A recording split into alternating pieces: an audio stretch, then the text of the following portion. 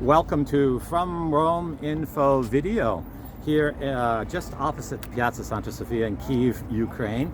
And I'm just walking along and I hear my own native American English, and I said, you happen to have been a member of the Ukrainian Foreign Legion? And he consented to an interview. He's an ex-member, so that's why he consented to an interview. And Jersey, how did you go from New Jersey to the Foreign Legion? Well, Brother Alexis, it's a long story. Basically, like everyone else who encountered, the news between February and March of this year, seeing things on TV convinced me that there was a righteous fight to be had here, and I think as soon as it was made publicly available, I went down to the consul in New York, and I tried my best to get the consular's ear, and next thing you know, I booked a ticket over, and I found myself in a base for a couple days before we were attacked. Now, before you get into that, since I got a degree in anthropology, I'm always interested in people's personal connections. Right. Did you have any tie by blood or religion to the Ukraine? To Ukraine, yes. We can argue that. I have two tattoos on my hand.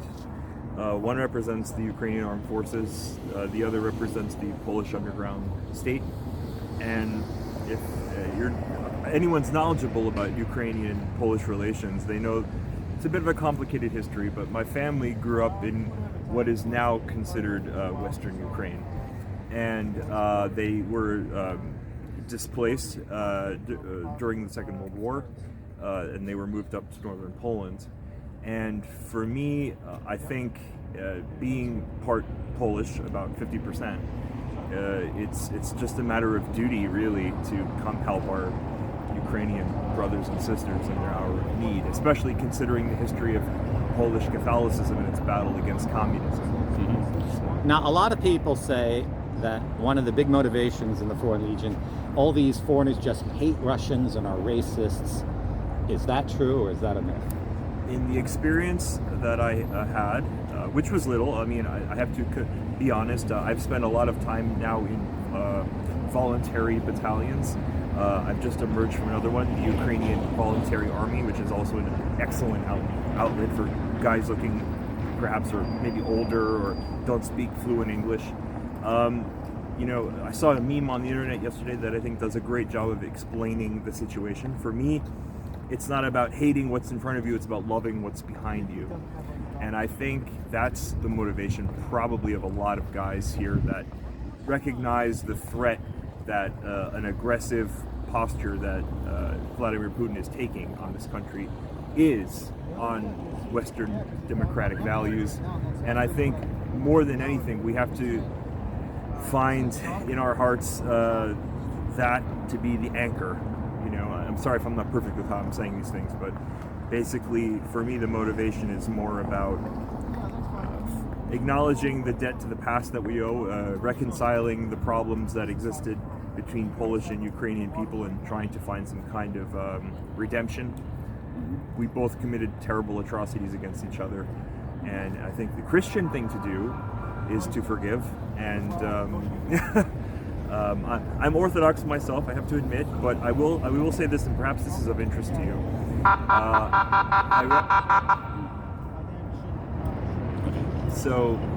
Prior to coming here, I had been an atheist for a very long time. And in my experience being here, I have to tell you, I have found it cathartic, and I have found it very much a source of stress relief to return to a church and to do morning prayers and to experience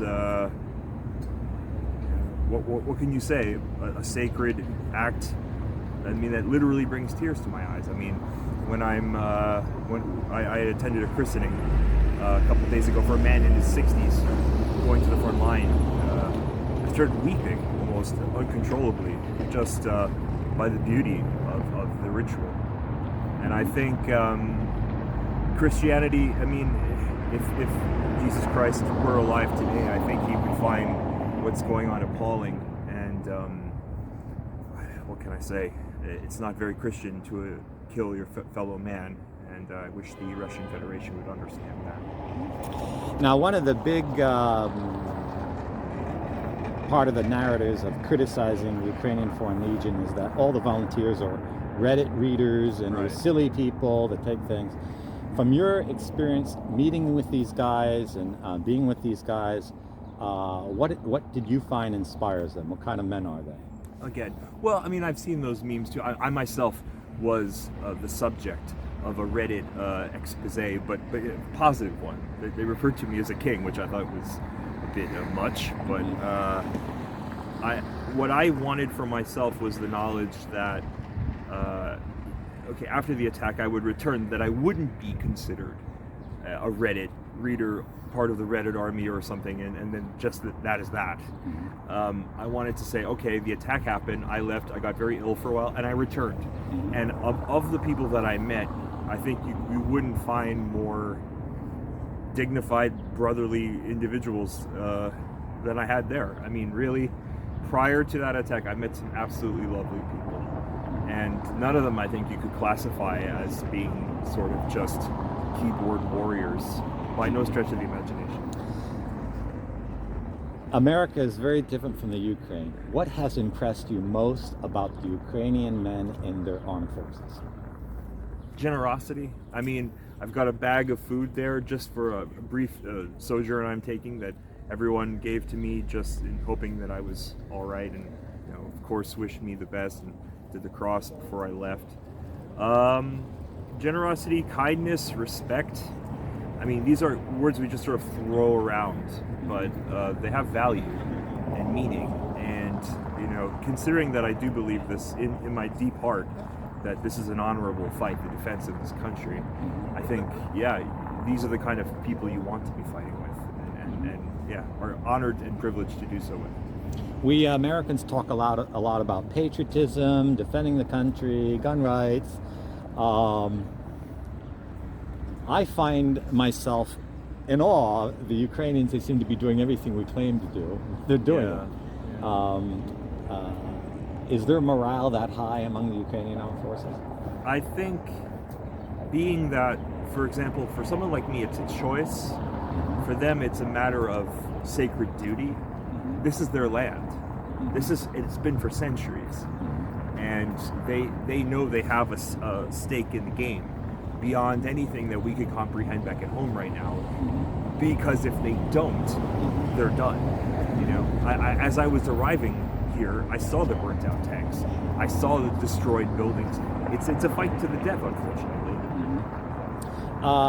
Now, for the guy out there who might be thinking of volunteering in the Ukrainian Armed Forces or in the Foreign Legion, what can you tell them to encourage them? What is true and what is false? Who is being accepted? Who is not being accepted? Can you say anything about that? Sure. My own personal military experience is very limited, but I was honest about that. And I think what is important at all times is to recognize that if you yourself feel that you would be best suited for a particular kind of work, be forthright about that, because you never know, you might fit in another department or another field. So for example, if you're good at articulating a point of view, maybe you'd have use in the press department.